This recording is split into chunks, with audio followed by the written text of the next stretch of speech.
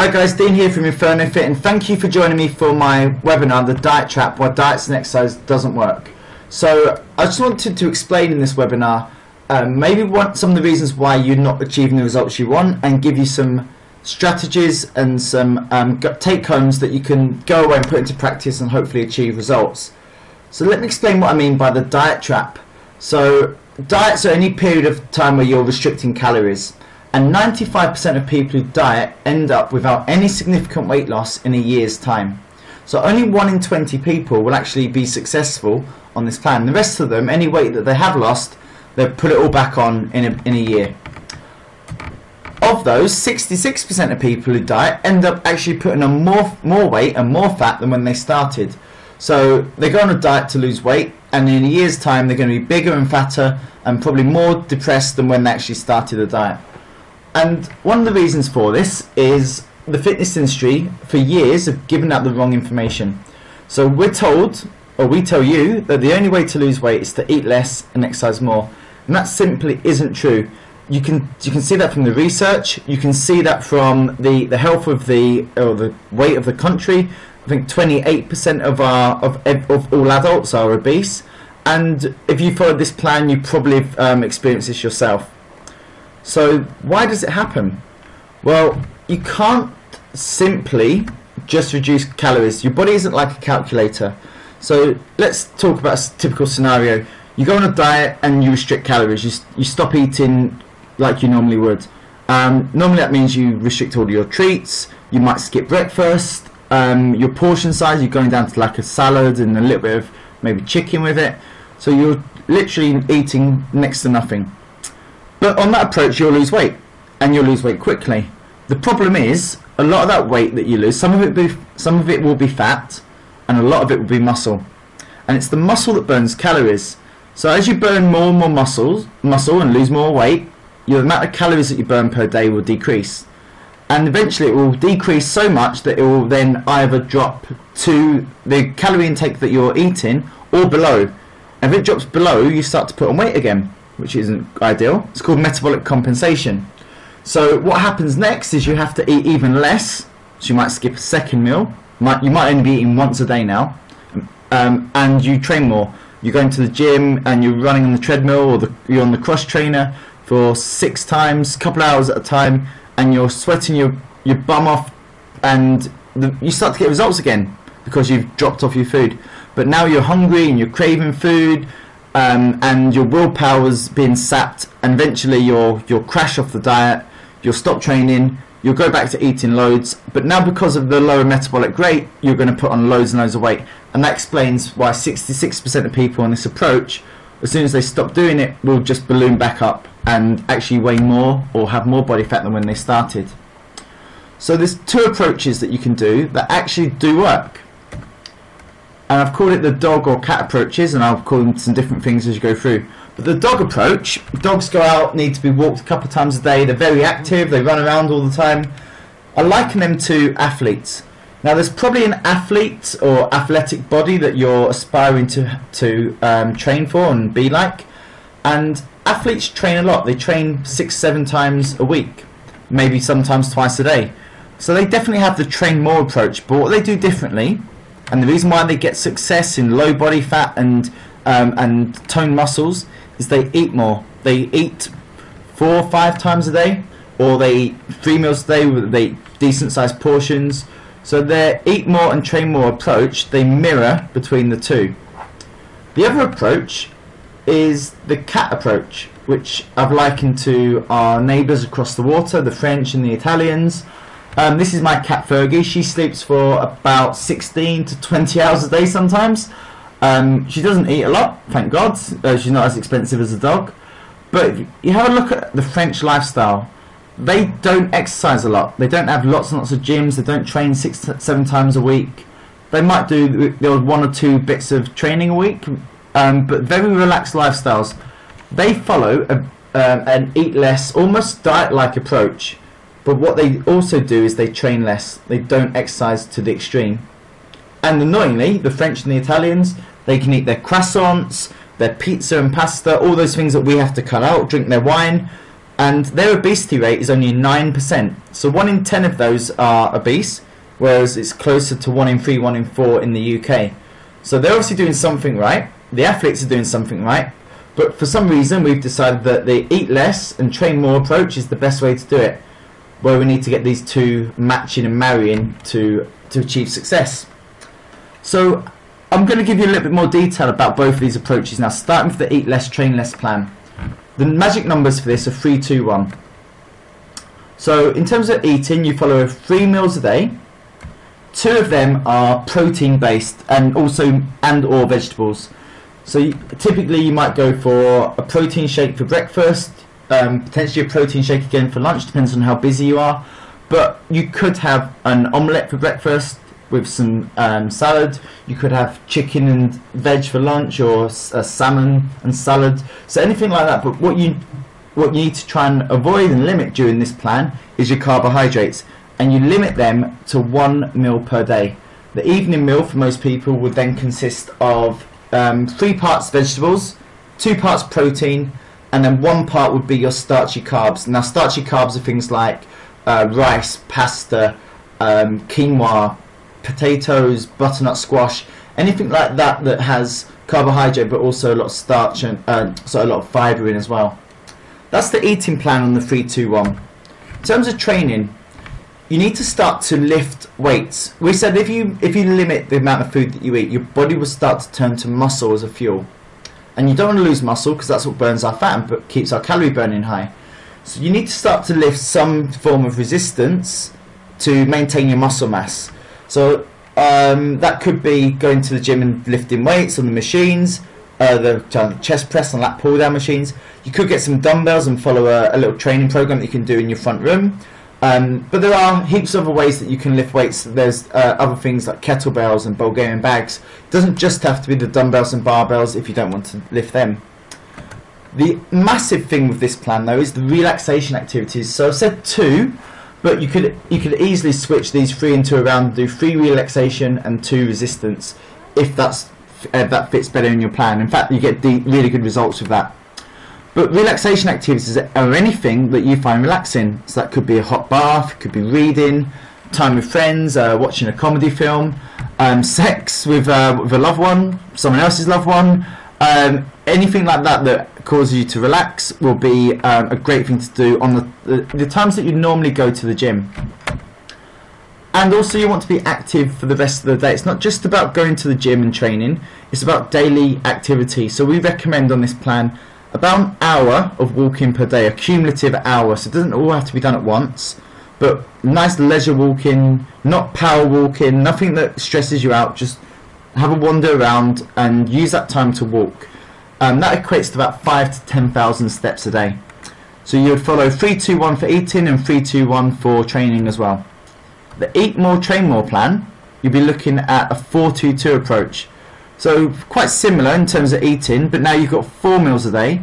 2 of them are your shakes or chicken and salads, and now you've got 2 main meals including starch. So remind you, starch was potatoes, rice, quinoa, that sort of thing.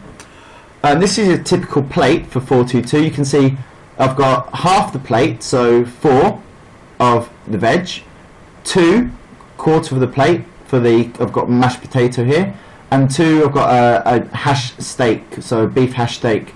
So quarter protein, quarter starch, and half of it veg. And you'd have that type of meal twice a day. In terms of training, the reason why we've increased the starch to 2 meals in this, you need the starch to fuel the muscle growth from the training. So we're looking at 4 metabolic conditioning sessions. Now this is your typical circuit training. It combines kind of your traditional weight training and your traditional circuits. So you'll find that you'll be out of breath, your muscles will be burning on this, you'll feel some form of tension in the muscles when you're training. We call it the B's and H's. So you're looking for burn in the muscles, breathlessness, heavy weights, and heat, so you'll be sweating when you do these type of circuits. So 20 minutes is more than enough for this. You might find you're going up to about 40 minutes. And then you've got your 2 cardio rest-based training sessions. This is typical interval training. Something like spin might be a good cardio RBT. But you can quite easily just go out for a run, sprint for 20 seconds, recover, sprint for 40, recover, and then sprint for 60, and then just repeat that cycle as many times as you can in 20 minutes. The length of recovery time is as long as it takes to build up, to recover for the next interval. And on this one, because you're eating more, you need to be doing more activity during the day, so we recommend 2 hours of walking, so that would be between 10 and 20,000 steps a day. So one thing I've not really explained yet is the type of exercise that isn't great for fat loss, and it's probably shocking to find out that the stuff that you've been told to do to burn fat isn't the best thing to do for fat loss. So steady state cardio, so stuff like going to the gym and cycling for hours, going on the cross train and running on the treadmill, jogging outside, it isn't the best thing for losing weight. And it's awesome for keeping your heart healthy, for feeling good, for generally boosting your immune system. It's great for all of that. But in terms of fat loss, it's not brilliant. The reason for that is it does burn calories, but it does burn a lot of muscle tissue as well. So you're going to find it hard to maintain results if you're doing lots and lots of cardio.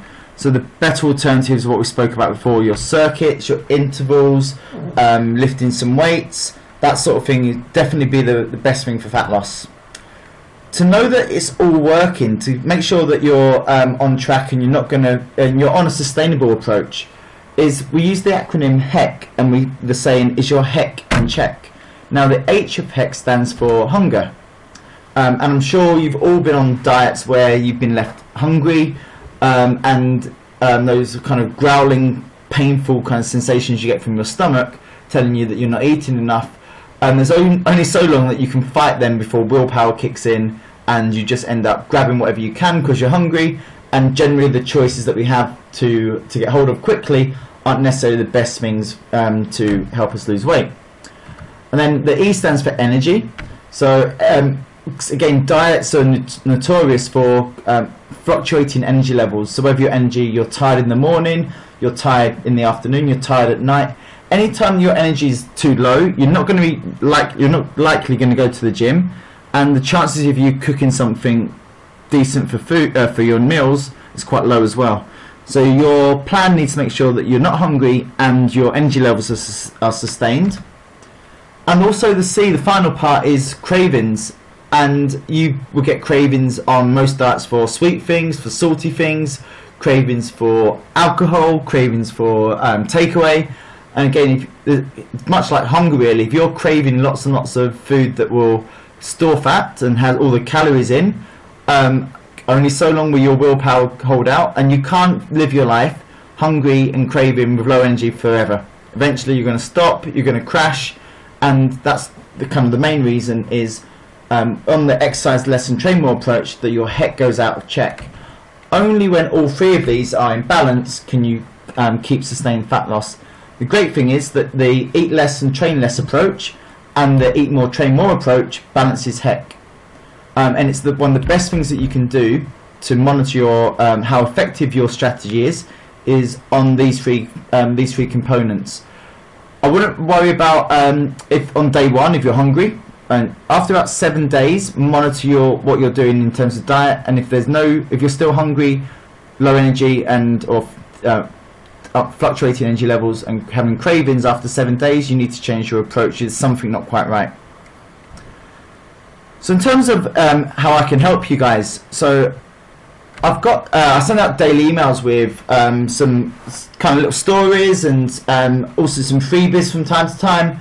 So just to keep you on track really, and all these emails are free. And the first few emails you'll get a recipe book with some examples of the 3-2-1 and 4-2-2 type meals that you can do. A detox guide will come out on your emails, so you don't have to spend hundreds and hundreds of pounds on a detox from a company. You can do something quite easily at home that doesn't cost you, I think it costs you about £10 to do for 3 days. I also have an online nutrition and exercise group that's got great success. I'm going to talk about that in a second. But what we do is we look at your metabolic type, and we go into a little bit more detail in terms of how much carbohydrates right for you, provide you with all the recipes, ongoing weekly recipes, provide you with all the exercises that you need to do at home, so you get like a weekly and monthly workout to do, and then put it all into a plan. you'll be part of the group and the support network. So all of the other people that are going through this a similar struggle to you will just make sure you stay on track and provide you with all the motivation you need to stay there. That's the online nutrition. All the links will be in the emails for that. If you're fortunate enough to live near the Inferno HQ, which is in Bury, just on the outskirts of Manchester, we have some group training and personal training. So if you struggle for motivation and you want to train as a group, we do Wednesday and Sunday group training sessions just in one of the parks in Bury. The website infernofit.net's got all the details for that. And also the fastest way to achieving your goals is through personal training. Now it's quite exclusive. I only have 3 slots available anytime, and currently I think I've got 1 slot available, so it is first come first serve. But in terms of the additional stuff you get from personal training, access to all the top equipment, the best fat burning equipment, you'll get all the nutrition, the group training stuff, in addition to the sessions that you have with myself. You'll have a personal results tracking, you'll have the access to the cooking tutorials. I mean, if you're really dedicated and want to achieve your results, then I think personal training is the way to go. But I will only be able to take on 3 people at a time, and like I said, I've got 2 people achieving amazing results right now, so I've only got 1 spot left for that. Results that I've got recently, so the lady on the left, my first Inferno client, so a year ago she went on a couple of holidays, and you can see, I mean, she didn't look bad by any stretch, but she wanted to get rid of the wobbly bits around her tummy, and this was a holiday 6 months later. She actually ate a little bit more than what she was doing before, so she wasn't on the eat less train more approach anymore, and she only trained about twice a week really to get that. So really achievable results for someone that works very long hours. The lady in the middle, she again was one for dieting, and we took her off the dieting approach, but she went a bit more for the eat more, move more approach. She actually trained about 6 times a week and really got into it. But one of the things we made her do was we got her to sleep a little bit more, and you can see that the effect they had on her tummy. So this bit of a bulge here, and then quite a flat stomach after that. Those results were in about 4 months. And my favourite client on the right here, she messaged me saying she wanted to drop a dress size in 6 weeks to fit into a dress for her wedding. And I got a phone call about 3 days before saying, I've just tried my dress on, it doesn't fit me. I was like, oh no, unhappy customer. And apparently it was too big, because she'd actually lost nearly 2 dress sizes in 6 weeks, going on to the eat less, exercise less approach. And she was really happy to have achieved it, but she's also, and I think she was actually happy really, but she said she wasn't, that she had to quickly go out and panic buy a new dress. But she went from a size 16 to a size 12 in about 6 weeks, and she's still part of the program, and she's hoping to get to a size 10 on the next measurements. So guys, if you want to be part of these amazing results, just reach out and get in touch. The ways you can do that, my mobile number, my email address are here, the web address, so you can find links to all of the packages and the additional help. You can also sign up for the emails on the homepage.